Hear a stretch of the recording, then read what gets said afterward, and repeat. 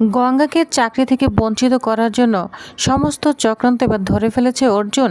হ্যাপ river 70 দেখা যাবে আজকের পর্বে। বিস্তারিত জানতে ভিডিওতে একটি লাইক দিয়ে চ্যানেলটি সাবস্ক্রাইব করে সম্পূর্ণ ভিডিওটি দেখতে থাকুন। গল্পের শুরুতেই আমরা দেখতে পাবো গঙ্গা ভেঙে পড়া অবস্থায় বাড়িতে ফিরে আসে। তার চোখে অঝরের জল, মুখে গভীর হতাশার ছাপ। গঙ্গাকে এমন অবস্থায় দেখে অর্জুন ছুটে এসে জিজ্ঞাসা করে, কি হয়েছে গঙ্গা? তুমি এভাবে কান্না করছো কেন? কান্না করতে করতে গঙ্গা বলে, স্যার সব শেষ হয়ে গিয়েছে। আমি আপনার স্বপ্ন পূরণ করতে পারিনি, আমাকে ক্ষমা করে দিন। অর্জুন অবাক হয়ে তাকে শান্ত করার চেষ্টা করে। সে জানতে চায় কি ঘটেছে। তখন গঙ্গা জানে ট্রেনিং সেন্টারে পৌঁছানোর পর তাকে জানিয়ে দেওয়া হয়েছে সে আর পুলিশ ট্রেনিং করতে পারবে না। কর্তৃপক্ষের দাবি গঙ্গা শারীরিকভাবে অসুস্থ, তাই তাকে অযোগ্য ঘোষণা করা হয়েছে। যা শুনে অর্জুন পুরো স্তব্ধ হয়ে যায়, কারণ সে জানে গঙ্গার একটি শারীরিক সমস্যা থাকলেও তার স্বাভাবিক জীবনে বা দায়িত্ব পালনে কোনো বাধা সৃষ্টি করে না। শুধুমাত্র অতিরিক্ত মানসিক আঘাত বা চাপের মুহূর্তে সেটা সমস্যা দেখা যায়। অন্যদিকে বাড়ির বাইরে অনেক ষড়যন্ত্র চলতে থাকে।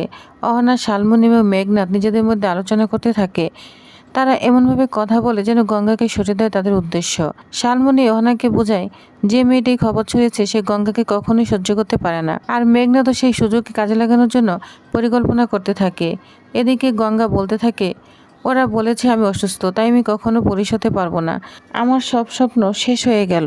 গঙ্গার কান্না দেখে অর্জুন আর চুপ থাকতে পারে না। সে দৃঢ়কণ্ঠে বলে, না, এটা অন্যায়। তোমার যোগ্যতা নিয়ে কেউ প্রশ্ন তুলতে পারে না। আমি সত্যিটা সামনে এনে ছাড়ব। ঠিক তখনই অহনা এসে গঙ্গাকে নিরুৎসাহিত করার চেষ্টা করে। সে বলে, পুলিশের চাকরি এত সহজ নয়।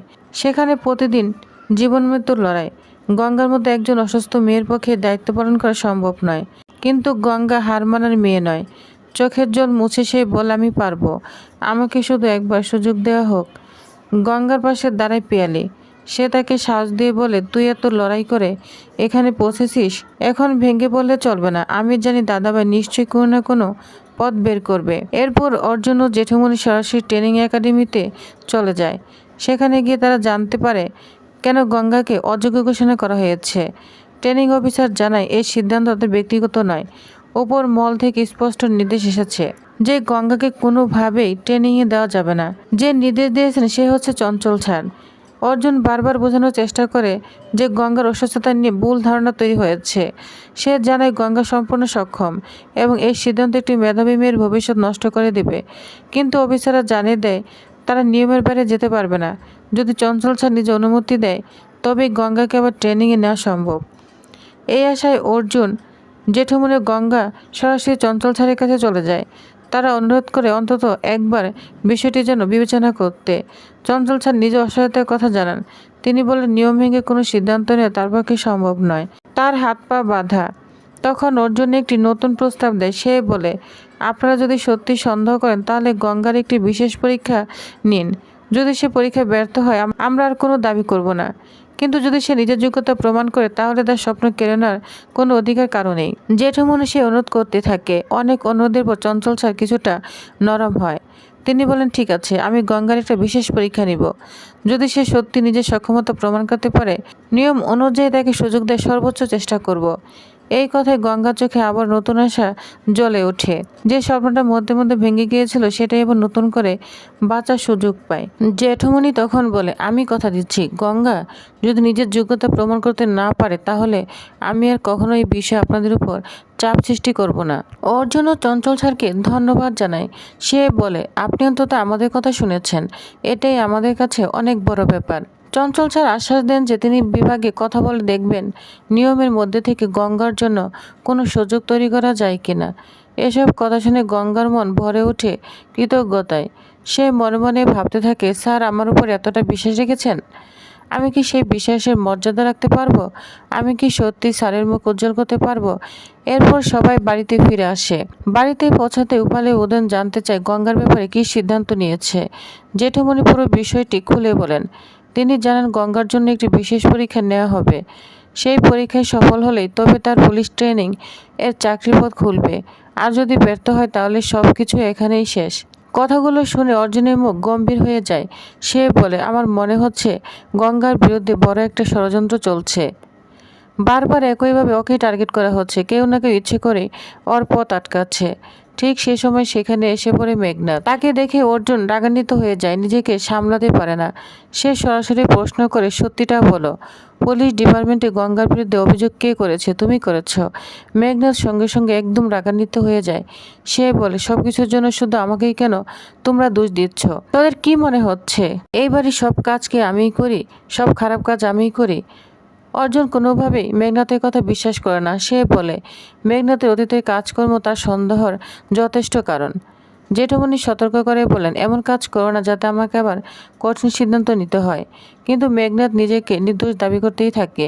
তার অভিযোগ, গঙ্গায় বাড়িতে আসার পর সবাই তাকে অপরাধী ভাবছে। এমন সময় সিন্ধুজা সে ছেলের পক্ষ নিয়ে দাঁড়ায়। তিনি অর্জুনকে প্রশ্ন করেন, একটা বাড়ির মেয়ের জন্য তুমি নিজের ভাইকে সবসময় দোষ দাও কিভাবে? এই প্রথমবার অর্জুন নিজের মায়ের সামনে প্রতিবাদ করে। সে শান্ত কিন্তু দৃঢ়কণ্ঠে বলে, মা, তুমি বারবার মেঘনাথকে রক্ষা করছো, অথচ প্রতিবারই প্রমাণ হয়েছে ভুল করেছে। আর গঙ্গাকে যতবার দোষ দেওয়া হয়েছে ততবারই সে নির্দোষ প্রমাণিত হয়েছে। অর্জুন এই কথাগুলো শুনে সবাই স্তব্ধ হয়ে যায়। সিন্ধুজা মনে মনে অপমানিত বোধ করে। তিনি ভাবেন যে ছেলে কোনোদিনও তার সামনে মাথা ধরে কথা বলেনি, আজ সেই ছেলে গঙ্গার জন্য তার বিরোধিতা করছে। আর সেই মুহূর্তেই তিনি মনে মনে প্রতিজ্ঞা করেন, গঙ্গাকে তিনি কখনোই ক্ষমা করবেন না। পরিস্থিতি আরও উত্তপ্ত হয়ে ওঠে, কিন্তু তখন উপালি এগিয়ে এসে সাহসের সঙ্গে বলে, মেজো কাকিমা, দাদাভাই কোনো ভুল কথা বলেনি। আপনি প্রতিদিন যেভাবে গঙ্গাকে অপমান করছেন সেটা সত্যিই অন্যায়। উপালির মুখে এই কথা শুনে সিন্ধুজা সেখানে দাঁড়িয়ে থাকতে পারে না। রাগে অভিমানে সেখান থেকে চলে যায়। মেঘনাথ বেরিয়ে যাওয়ার সময় অর্জুনের দিকে রহস্যময় হাসি ছুঁড়ে দেয়। সেই হাসি যেন আরও বড় কোনো ষড়যন্ত্রের ইঙ্গিত দিচ্ছে। সব শান্ত হওয়ার পর অর্জুন জেঠুমনির কাছে ক্ষমা চায়। সে বলে, আমি কখনো মায়ের সঙ্গে এভাবে কথা বলতে চাইনি, কিন্তু গঙ্গার বিরুদ্ধে এত অন্যায় দেখে আর চুপ থাকতে পারছি না। জেঠুমনি তাকে শান্ত করে এবং বিশ্রাম নিতে বলেন। এদিকে গঙ্গা বারবার ভাবতে থাকে, ছাড় আমার জন্য নিজের পরিবারের সঙ্গে লড়াই করছে। আমি যদি এবার ব্যর্থ হই তাহলে স্যারের বিশ্বাস ভেঙে যাবে, সেটা আমি কখনোই হতে দেব না। গঙ্গা অর্জুনের সামনে গিয়ে বলে, স্যার, আমি কথা দিচ্ছি এই পরীক্ষায় আমিই জিতব। অর্জুন তাকে শ্বাস দিয়ে বলে, নিজের উপর বিশ্বাস রাখো, সবাইকে প্রমাণ করে দাও গঙ্গাকে হারানো এত সহজ নয়। গঙ্গা চোখে আবারও নতুন স্বপ্ন জেগে ওঠে।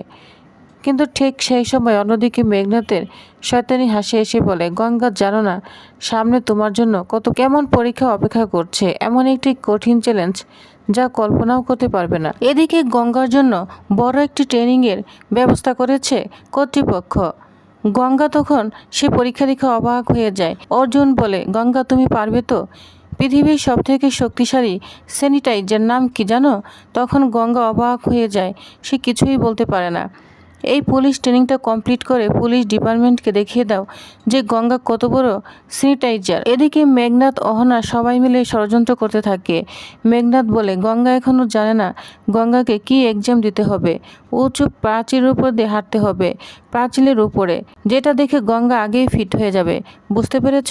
এটা বলে তিনজনেই হাসতে থাকে। অন্যদিকে অর্জুন গঙ্গাকে সেই পাঁচিলটা দেখাচ্ছে, বলছে, এই যে দেখো পাঁচিলটা, এই পাঁচিলটার উপর দিয়ে এপাশ থেকে ওপাশে তোমাকে হেঁটে যেতে হবে। যা দেখে গঙ্গা অনেক অবাক হয়ে যায় আর খুব ভয় পেতে থাকে।